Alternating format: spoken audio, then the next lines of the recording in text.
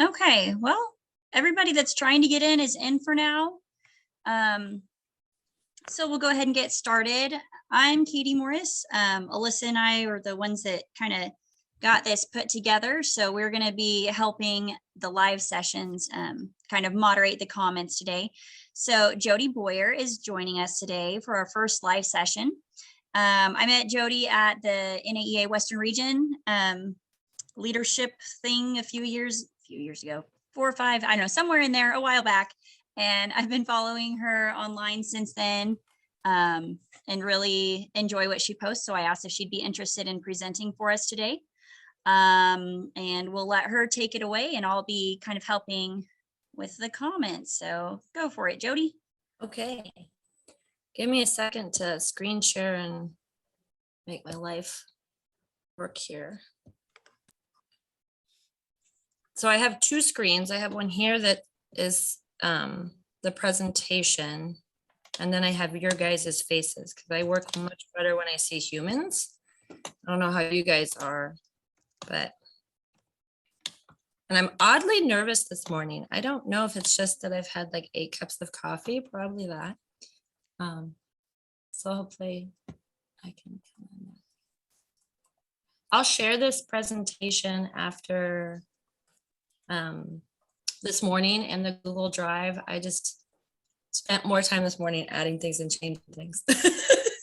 So, okay, so my presentation is called Art Teacher versus Teacher Artist, creating time and space, or space and time for your artistic practice. First thing I want to say is that I teach in the Omaha Public Schools. I teach at the University of Nebraska. I work with NATA, Nebraska Art Teachers Association. But I'm speaking today as myself, right? Not as a representative of any of those organizations. And some of the things I'm going to say are a little bit risky. And I probably wouldn't say them to my principal, right? I'm okay if he sees this, but I would probably not say it to people that depend on me to teach, right? Because we all have different faces. I'm going to speak from being an artist that makes this work for me. And I know and trust that we are all here because we love teaching, we love our jobs, but you also have to find ways to make space for yourself, right? I'll give you a little background. I put a QR code up there in case you want to social media stalk me. That connects to my Instagram and you can see some of the art that I made. I'm a parent first, an artist second, and teacher third. I've been teaching in higher ed since 2001. I really wanted to be a college art professor. My students, I still teach college as an adjunct. My students call me professor and I always have to tell them my title is instructor. But I'm a practicing artist first. And in 2008, I had some of my art in America. And it was a really big deal to me, but it was also a time in my life when I was supporting some of my family members that struggled. And I couldn't even afford to buy more than 2 copies of it. And it was a really hard moment for me. To realize that I needed to make some changes. And so I decided to try to find a profession that would allow me to make my work, but also support my family. And that's when I decided to transition to K-12. I still teach part-time at the University of Nebraska, Omaha. And for full transparency, my husband is a full professor in the same department. And so my goal as an artist is to balance my 2 teaching professions while I still maintain a satisfying studio practice. And when I make and exhibit art, I'm always trying to focus on what's called the RTP process. So if you know anybody that's a professor, they go through this whole thing. And a lot of times my spouse and I, we exhibit together. And then the third one is don't go into debt, right, for my art. So this is what I thought was going to happen when I became a K-12 teacher. I thought I would have my family and I would have my little teaching practice over here and I could just spend all this time in my studio. This was 2010. I still had just 1 kid at that point. And then I realized that we have a culture of stress in teaching, and it's only gotten worse in that amount of time. And this is just some data we all that, you can refer back to, but you all know what I'm talking about. So this is my reality for a long time. My first early years of teaching, I felt agony and exhaustion about this cognitive dissonance of loving my classroom. If you know me as a K-12 teacher, you know how much I love my students and what I do. But it was really a struggle. This is one of my favorite performance pieces. These two individuals tied themselves together for an entire year. They were not a couple, and they had to go everywhere together. And this is often what I feel like teaching is like, right? We are constantly strung to our practice and our profession. And then since the pandemic, or what you call post-pandemic, I don't know where you guys are at, but in Omaha, we have an internationally recognized med center that lets us know we're still in a pandemic. But then we have organizations that say we're not in a pandemic, and some of them are school districts. So we have this like dissonance. I think at first we were our heroes, then we became the saviors. And I don't know about you, but I'm often the villain now. And that's a lot to deal with. So how do you make time for yourself as an artist? Where do you go? For me, I am inspired by others and they support me, even if I don't know them. This is an artist from Portland, Oregon, which is my hometown, Lisa Cogden. And she has a podcast and lots of books. And she actually posted this yesterday. Look at this. Oh, and this was something that she made early in her career that went viral and helped kind of launch her. She put a new podcast out last night that's 13 minutes. And I would say if there's anything you take from me today, go listen to that 13 minutes. She talks about this poster that she made when she realized the importance of boundaries, right? You will not please everyone. And that is just a fact in life. By taking care of your own needs, you will sometimes disappoint or even anger other people. How other people react to your choices is not your responsibility. And the greatest responsibility you have is to your own well-being and happiness. And for me, my practice as an artist is who I deeply feel I am inside when I am alone. I am an artist, right? And so I need to make space for myself to ensure that I'm doing that for me. She has 3 books that she's written that I would highly suggest maybe go get a library copy if you're not a big spender and check them out. Finding Your Artistic Voice is my favorite. Artist Inc. is a lot of professional business practices. So I'm going to first talk about some boundaries that I use at work. And this is the risky part because it's going to sound a little bit harsh.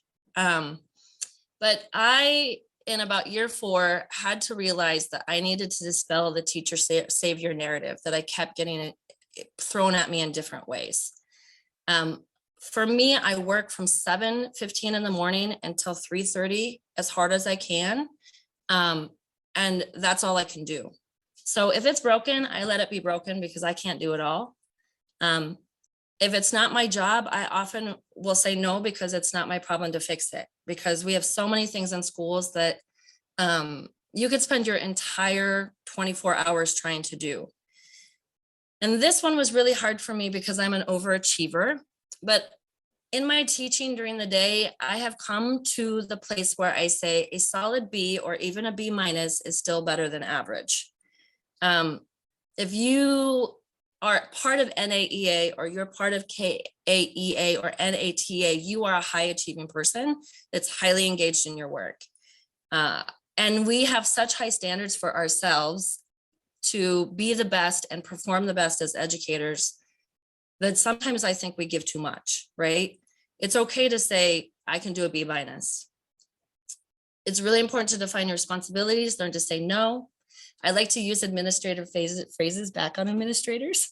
I don't know if you have administrators, but someone comes to me and says something that needs to be done, and then I'll just long pause and I'll say, I don't disagree. And then I'll walk off, or that sounds tough, or I got nothing. I don't know how to fix the XYZ down the hall, and I won't add not my problem above my pay scale or whatever other snarky thing I'm thinking at the moment. But it's worked really well to make sure that I'm doing what I need to do and people know that boundary. I think it's important to learn to walk away kindly but quickly and focus on what you can only control. Oh, more things. I have to focus on letting it go at the end of the day, and you do whatever procedure you take. I have a squishy mat that I lie down on and a pillow, and I put on a timer and I breathe for 5 minutes. Sometimes I cry for 5 minutes, and then I get up and it's done. How do you use the last 15 minutes of your day? I'm putting my hand in front of my mouth because sometimes it's good to go in the hallway and snarkily complain to whoever's your best friend, right? And I allow myself to do that once a week. But the rest of the days, I take that last 15 minutes and I do everything that I have avoided that needs to be done before the next day. And it took me a year to teach myself to do this, but I start my next day a little bit ahead, right? And have your students do your work, facilitate responsibility with them. I like to record the engagement. This sounds really weird, but I have 500 dum-dums in my closet. Can you help me clean the tables for a dum-dum? It sounds like free child labor, but it works really well, so I'm not doing all the work. It's okay to fail and to make your job fun and love your job. It doesn't have to be all about data and achievement and everything else that gets thrown at us. Limiting your emotional labor.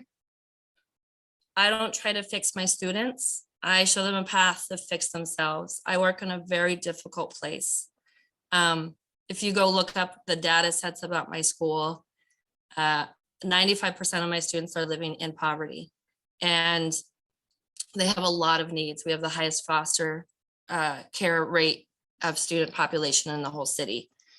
There's a lot going on, but I don't have to take on their trauma, right? I can give them the support that they need and make a boundary. And then the last one I think is difficult, but I keep my studio practice and my classroom separate. I am there every day to make a space for them. My middle school kids know that I'm an artist, but I don't need them to know about my artistic practice. And other people will tell you different things, but I'm creating a space for them during the day. It's not my space, right? Sometimes they'll ask me, and I have maybe 3 students that the social media stalk me who are interested in art, but they are adolescents developing their own world. They don't need to be in my world. I need to make a world for them. And then there's the legal thing. Like if you make artwork while you're at work, not that a district would ever do this, but legally it's like lesson plans. You know, it could be owned by them. And I just don't want to open that door. So I leave it really clear. Any questions so far? There's 3 little things.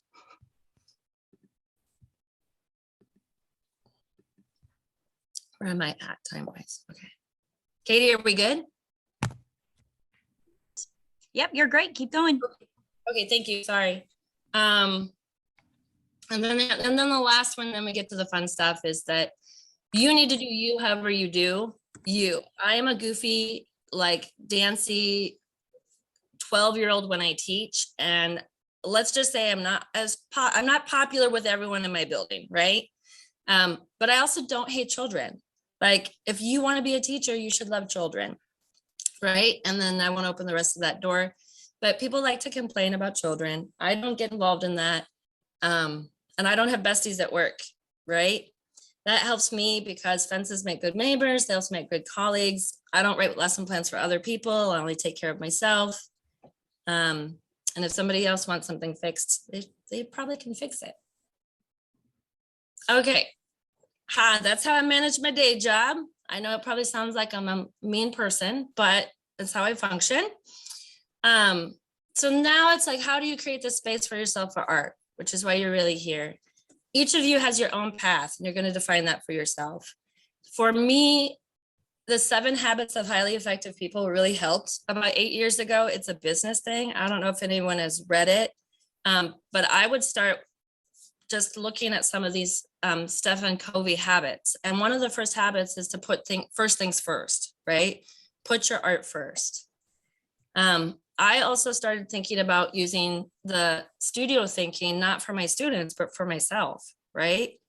So I look at these habits and I try to make SMART goals related to them that help me make sure that I'm actively engaged in making art or making a space for my studio practice. I'm not making art every day, even though I post art every day, Katie, that I'll talk about later. I'm doing one of these things every day, right? Making space for it and using SMART goals to achieve that. I'm saying a lot. So how do you make art if you don't have a studio? And this is really interesting. So a lot of people are really fond of A Room of One's Own and have read it. I've read it and it doesn't speak to me because it has so much privilege embedded in it and what is said there. And so I prefer Alice Walker's In Search of Our Mother's Garden. If you haven't read it, I would get a copy. And it talks about the experience of finding space and place under oppression, right? How did her mother and grandmother and great grandmother who were enslaved still create spaces to continue their oral traditions, their artistic traditions? I have learned so much from reading this. So that's a starting point for you if you're someone who has difficulty creating a physical, literal space for your art making practice.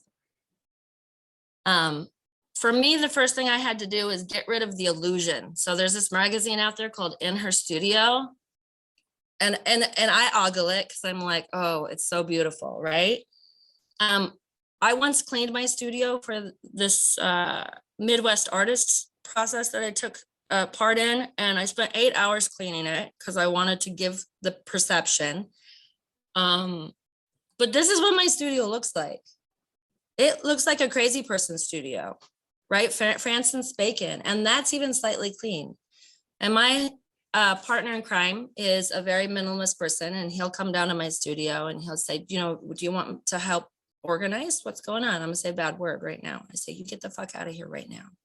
You do not come into my studio and tell me what to do, right? I'm okay with who I am, and it took me a long time to get there, okay? I'm very privileged. I have several studio spaces because I'm kind of self-centered. But I also make studios in my everyday space. So the work I've been making since the pandemic is actually in my kitchen. On the left is where I set up my photo studio on my kitchen counter. And on the right is an example of what my work ends up looking like. I have this whole setup with my actual kitchen items that I put this studio together in 5 minutes after dinner on a Saturday night. Everyone goes downstairs and watches movies, and I get to have a date with myself, right? So you can make a studio wherever you can make a studio.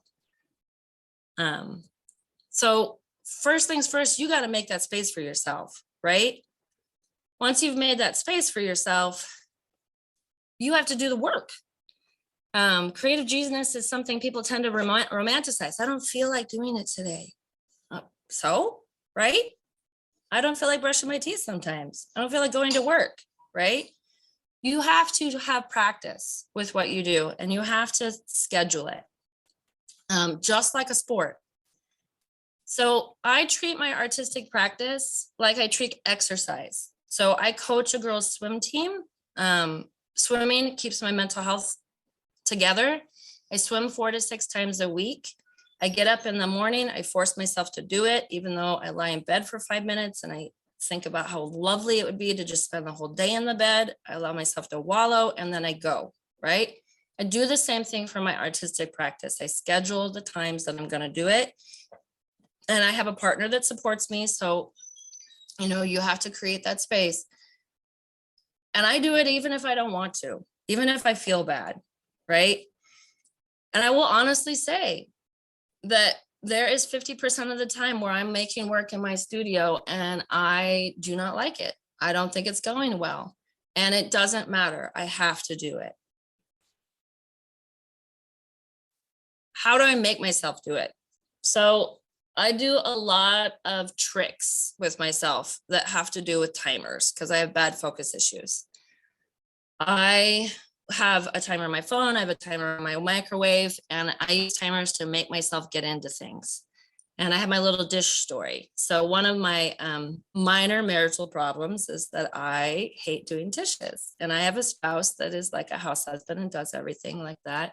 And it was getting to the point where he was mad because I would leave the dishes after cooking. And I have this warmie I put on at night, you know, because I have all this stress up here. It takes 4 minutes to warm the warmie, right? And I used to sit at the microwave and just think about stuff and waste 4 minutes. And I realized if I didn't start loading the dishwasher, at least half loading it, this was going to become a problem that was going to level up even more. I needed to change who I was. So I decided I'd give them 4 minutes to the dishes, regardless how I felt about it. And while I gave the 4 minutes to the dishes, I was doing this self-care thing. I cannot believe how much you can get done in 4 minutes, you guys. Like, you can load a whole dishwasher. It's unfreaking believable. Those dishes can sit in the sink for like 4 hours and you can walk around them. You can avoid them. You can hope somebody else can do them, but then you can load the whole thing in 4 minutes. It's amazing. If you do that with your artistic practice, you can get rid of your avoidance zombies. You can actually change the exhaustion into inspiration, and you can kind of be your own mom for your art, for what you do. For art, I like to use a 12-minute timer because it takes about 12 minutes for me to push my little zombies down that tell me I shouldn't be doing it or I got to do something else. And then I can get myself into the zone, right? And I only need to be in the zone 35 minutes to an hour, maybe an hour and 15 minutes to make really beautiful things, right? Because I'm doing it consistently. The other thing that I started doing in, I think November, or maybe it was in January of 2020, is I started using Instagram as an accountability tool and my social media as accountability tool. So I post art every day before I swim on my best days, sometime between 5:30 and 6 in the morning. Regardless of how I feel about the art, I try to be honest and authentic with what I'm sharing with my small community. I try to force myself to find a place of personal satisfaction with it, even if I don't like it. And I do it as an act of self-care to be proud of who I am and what I'm doing. I am so surprised sometimes when I put up a piece that I do not like, and then it flips the script and it becomes the one that I have 8 people telling me it's beautiful. It is such a wonderful form of emotional support. It has really changed who I am over the last year. And I'm so thankful for the community of people that connect with me and support me. And it's super small. I mean, I have like 900 Facebook friends, 500 followers on Instagram. It's not a lot of people, but it's enough that it feels like this implicit partnership to make myself keep going. At the same time, I would say avoid the time suck of the social media. TikTok is the devil, right? Like, I took it off my phone because one night my spouse, who's very old fashioned, turned to me at 1:30 and said, what are you doing up? And I was like, oh my God, I've been watching TikTok videos for an hour and 15 minutes. And they're like a minute. What just happened to me, right? That could have been time that I used for self-care or art. No, I won't lie. I still sometimes look at it, but I use the same timer. It's like, you get 12 minutes and that's all you get, right? You don't need more than 12 minutes of that. Or whatever is your thing. The other problem I have is looking at real estate because I love houses. And my husband's like, stop looking at houses. So I talked about art being a sport, but I think it's super important to remember that art is not a sport. There are no winners. There's nobody at the top. People that think the world is a triangle think that people at the top are above everyone else. I don't know how those people were raised. No, the world is a circle. It's an actual sphere. The world is a sphere. There's a place for everyone. Everyone has personal magic, right? Think about the world as a win-win situation. Covey talks about this. It's fantastic. Amy McNee, I believe, is a person who acts as kind of a life coach. And I found this image, I don't know, maybe a year ago. It was very inspiring to me. And I started following her. And yes, it's kind of cheesy, but she lifts people up, right? And it lifts me up. And she made me think about the idea of creating love letters to yourself and dating yourself, right? So you have to be firm with yourself. You have to be accountable, but you also have to love yourself. And so I tell people I'm dating myself. I'm happily married, whatever, but I'm dating me first. And I create dates with myself for making art. I buy myself presents because no one else is going to do that for you, right? And if you start dating yourself, wooing yourself and seducing yourself into making art and believing in yourself, it will really change your life.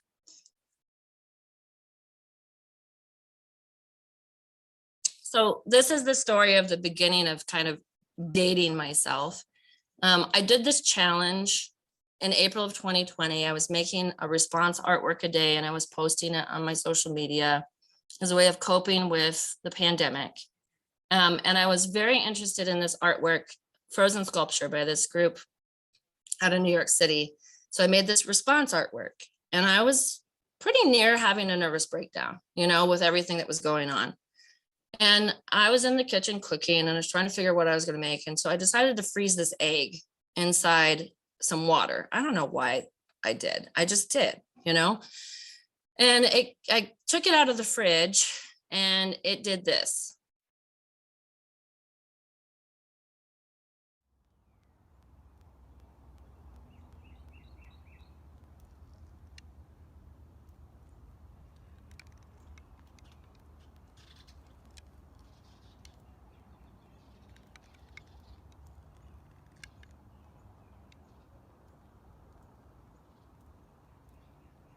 And so that became my response artwork for the day. But it also became this moment where I was very fascinated with how this object could symbolize everything that I felt as a human being. Everything was frozen in time. We were like the fragile eggs caught inside of it. And my younger self would have just kind of put it to the side. But I was really in love with this object that I had made. And so I decided to allow myself to continue to explore that, even though it's kind of weird, right? And I stopped making response artworks and I started making sculptures with frozen things and believing that this was meaningful, even though the first 20 or 30 that I made were utter failures, right? And by believing in this muse, this moment of inspiration and allowing myself to love my own creativity, it took me down this path of making an entire new body of work that's kind of changed my life. And so when you have those moments, wherever you are, alone in your classroom or, you know, driving, and you have this moment of epiphany, I would say make the space to date yourself and give it all of the love that it deserves and see where it can take you. Oh, no, we don't want to play it again. That's not what we want. Okay. That can be really hard to love yourself. So if you've never heard of the Jealous Curator, go find and stalk the Jealous Curator. The Jealous Curator, Danielle Chrissa, she has an Instagram and she posts the work of other people every day. And she has a TED Talk that I embedded in this presentation that I'm going to share with you. And she's written this book called Your Inner Critic is a Jerk. And she speaks about the ways in which we talk awfully to ourselves and don't allow ourselves to love ourselves, or we put ourselves second, which is what I think teachers do because we love our students so much and we love helping people grow. And we're really good at making ourselves last. So if you struggle with any of that, which not a single human being doesn't, I would say that this would be the second place I would start. Starting with Lisa's podcast and then jumping over and watching the TED Talk of Danielle Chrissa talking about how to calm your inner jerk. I have this book in my classroom and I reread the chapters once a week when we have independent reading time. And I find it to be super transformative. Okay, so I just tried to share all these habits with you that I do. Does anybody have any questions about all of these habits? Putting first things first, creating boundaries, why a solid B is legit. My friends call that classic Boyer. Creating your own social emotional health, creating your studio space, time management.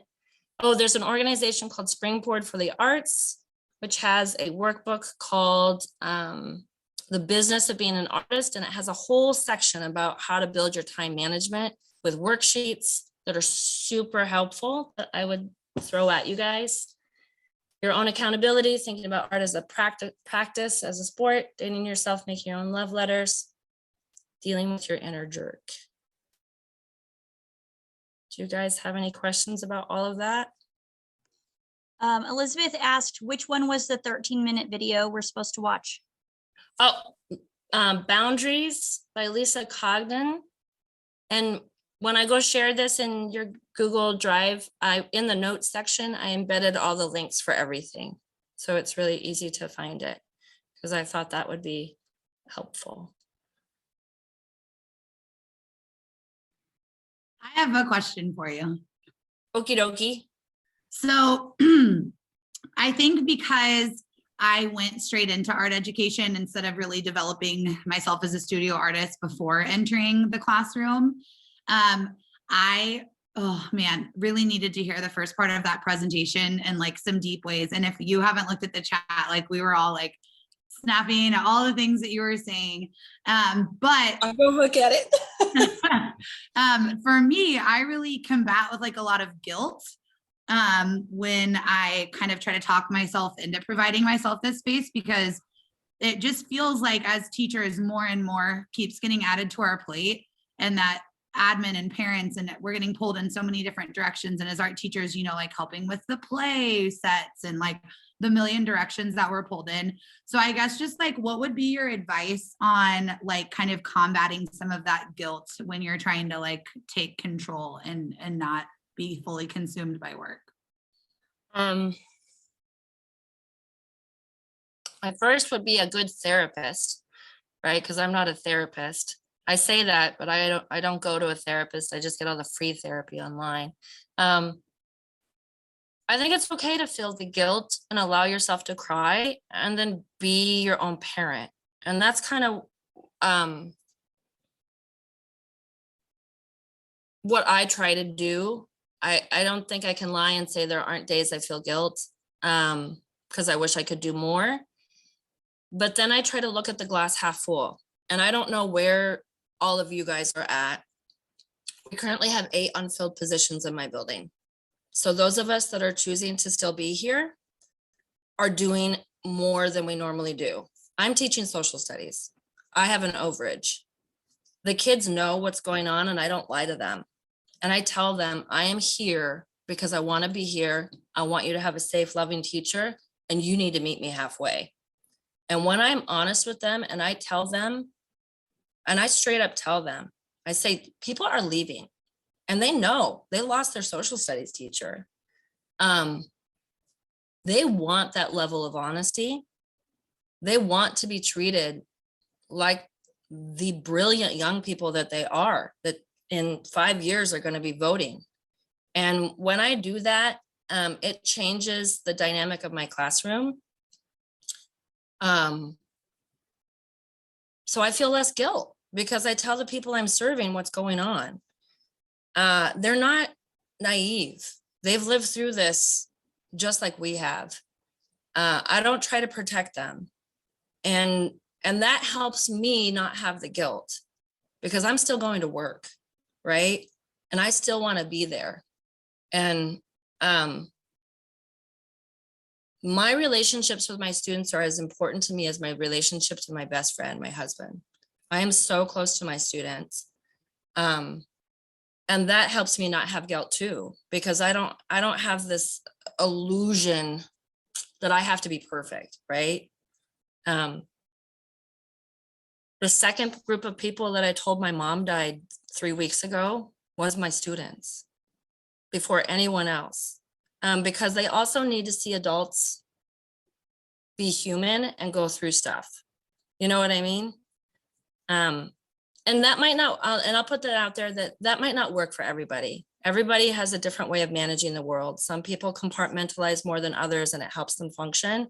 And if you compartmentalize and that wouldn't work for you, I would say find 2 good close friends that will not gossip behind your back and go twice a week and let it all out.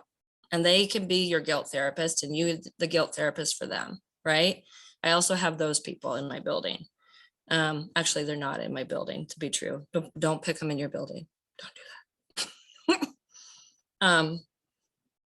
I don't know. Did that help, or is that Yeah, terrible? I think that's great advice. And I think that I typed this in the chat too, but I think modeling vulnerability and being vulnerable with students can really neutralize a power dynamic that can cause issues in a lot of ways. And so I sometimes other teachers come in and they say I have boundary issues with my kids because I share so much with them. But I do think that that's a way that I try to, I don't know, keep investing in them. Also, like if they know that we're human, then I feel like they hold us to less of a like perfected standard. I Yes. think kids come into this concept that like teachers are perfect and they sleep at school and they never go home and, you know, all those things that I think being vulnerable with them can kind of help break that. Right. You're very articulate. I appreciate what you just said, vulnerability. Now, I'm not unloading on my students, just to be clear. Like I just told them, hey, I'm having a rough day. My mom died 2 weeks ago. I gave it 2 weeks. And I said, it's just real rough today. And that's all we did. You know what I mean? Like that amount of honesty was enough for the entire tenor to change. And I do have boundaries, you know. They want to ask me a bunch of stuff that's super inappropriate. No, you can't ask me about my love life. Thank you. You know? Lindsay Waller's face. Do your students not ask you that? Oh, my students ask me things you would not even believe. And not just me, everyone. No, I'm sure they've not asked about my love life, but you know, I mentioned Mr. Waller sometimes, and you know, but I'm sorry. No, you're fine. They're just are there any other questions? I have a few more slides I wanted to throw at you because you know that's me. I give a lot. Can I ask you a question real quick? So Absolutely. how old are your kids? Because so this has been excellent. And I'm thinking, gosh, you get up so early and swim and then go to work. And then like, where does parenting fit in? And have you had to set some boundaries even as a parent with your own kids about, I can't do that because I'm creating my art tonight? Or how does that piece fit in? Absolutely. First, I'm tremendously lucky because I have a partner who really does 50-50, 70-30 in his direction. Like, so I am privileged. Second, we are a Toys R Us meets an art school on steroids, our house. So my kids are real arty and they make art with me. So my son is 10 and my older child is non-binary and goes by Milo and is 18 and in college. And so my older kid has suffered more than my younger kid, I think. I think my older kid's a younger period of time. I was not a good balancer. And we've had conversations about that. You know, our relationship has struggled and has gotten better as my older child has gotten older.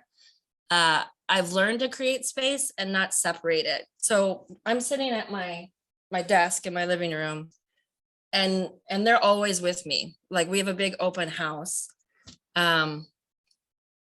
And then I do that time management thing. Like after we're done with this, my son knows that we're gonna go to my classroom. He likes to help load a kiln.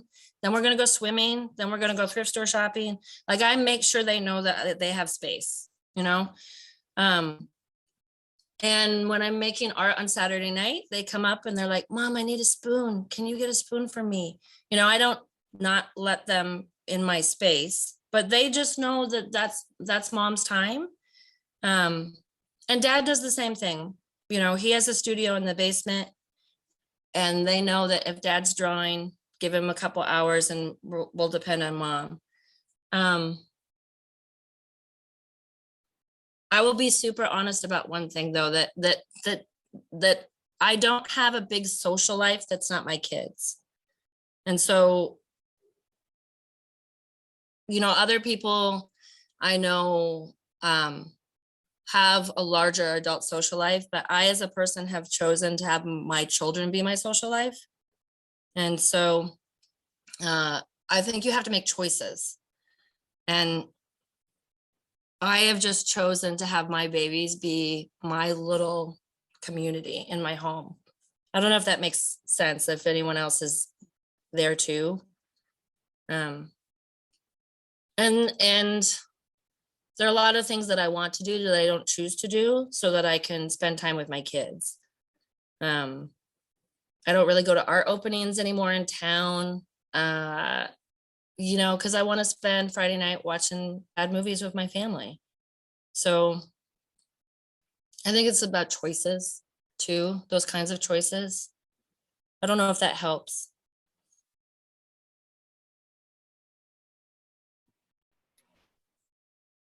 I would probably echo that guilt that Alyssa was talking about earlier. It happens too with your kids. Like it's all very fluid for me because I've worked the last year trying to establish my own outside of school art practice, and my son will come in all the time, or my daughter will come in to show me things or tell me things, and I can still be working and hear them. And but then I definitely have to have some times where, okay, you can work with me tonight. Like my son, he loves to make stuff with me. Okay, that's fine tonight, but maybe tomorrow night, maybe not so much. And it just is kind of a give and take, and depending on the day and depending on the mood. And if and you have to pay attention too. Like I have to notice, oh, I really haven't seen them very much today. Maybe I should do that, you know, and you know, some days I work more, some days it's kids more. But I do love what you said about, because I've spent a long time too trying to pay attention to my body, and I've kind of developed this, like, if I don't feel like it, then I don't do it. But I can see how that's probably detrimental to my art practice, that I haven't woven all week, and because I had conferences and I didn't feel like it, you know, so I didn't do it. But at least I maybe come down here and look at stuff and think about stuff. And I don't know what I just said or if it meant anything to anybody, but there's some things that came out of my mouth.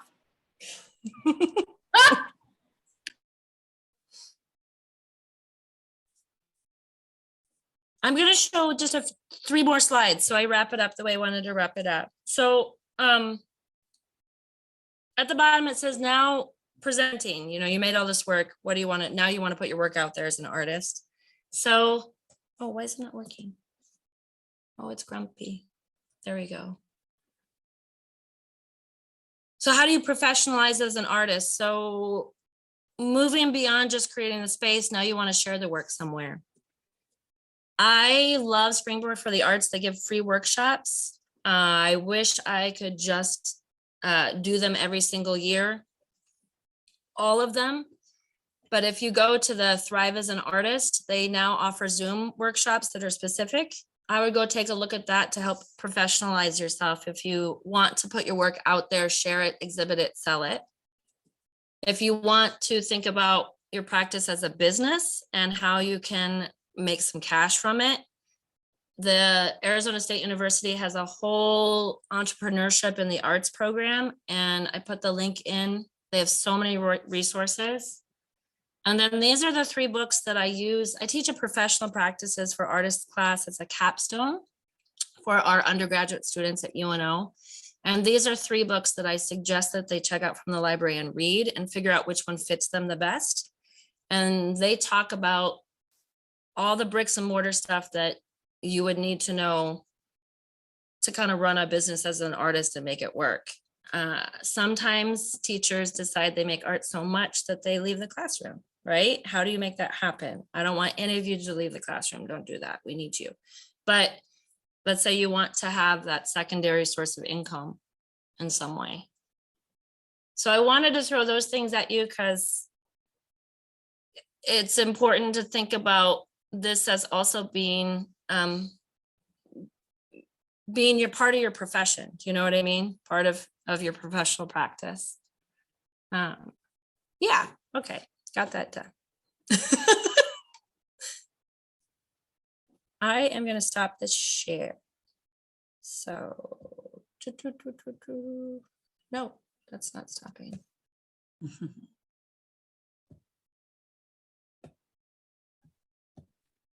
What an incredible session, Jody. Like, Katie and I have been texting back and forth, like, we got to get her as a keynote. She should be presenting this at NAEA. Like, this is so good. So if you're feeling that same way, guys, drop that love in the chat so that Jody can see all the ways that we connected with her content. Thank you so much. Jody. I don't think I think I'm still sharing, and Yeah. it won't let me stop the share. So I don't know, Katie, can you I take think I can over? stop it. There we you go. Yay. Yay. Well, thank you for those kind words. I got a little emotional there for a minute over sharing about my mom's recent death. So I hope it didn't look like I was losing it. Oh, that was awesome.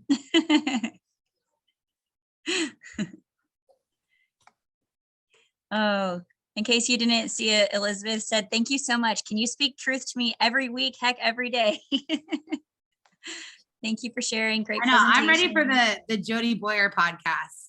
I would tune Yeah. in for that. Man, yeah, I get too nervous.